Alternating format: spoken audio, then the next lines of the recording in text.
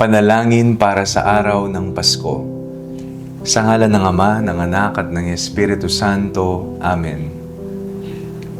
Aming mapagmahal na Diyos, sa araw na ito ng Pasko, kami po ay lumalapit sa iyo ng may pusong puspos ng pasasalamat at kagalakan.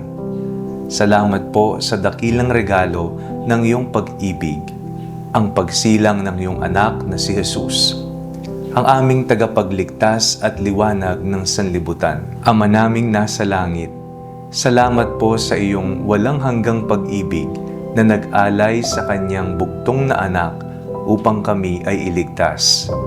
Sa sabsaban, isinilang ang hari ng mga hari.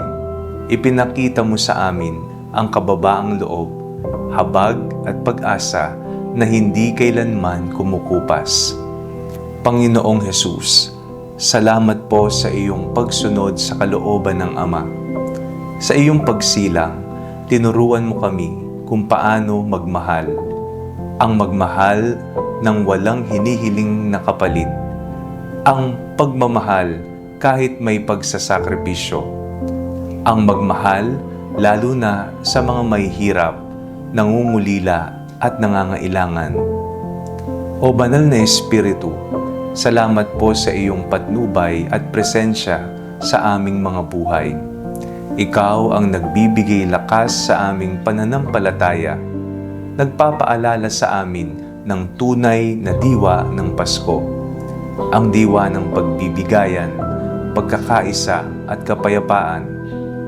Panginoon, sa panahong ito ng Pasko, buksan mo po ang aming mga puso at isipan upang maging daluyan kami ng iyong pag-ibig.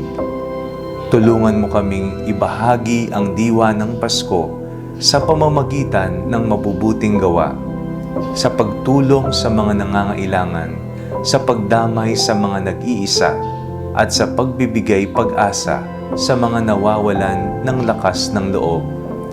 Naway makita ka ng mundo, hindi lamang sa aming mga salita, kundi sa aming mga kilos at pamumuhay. Gawin mo kaming ilaw sa dilim at instrumento ng iyong kapayapaan. Ama, Anak at Espiritu Santo, sa iyo po ang lahat ng papuri at pasasalamat. Naway ang kapanganakan ni Jesus ay patuloy na maghari sa aming mga puso, hindi lamang ngayong Pasko, kundi sa bawat araw ng aming buhay. Amen. Sa ngalan ng Ama, ng Anak at ng Espiritu Santo. Amen.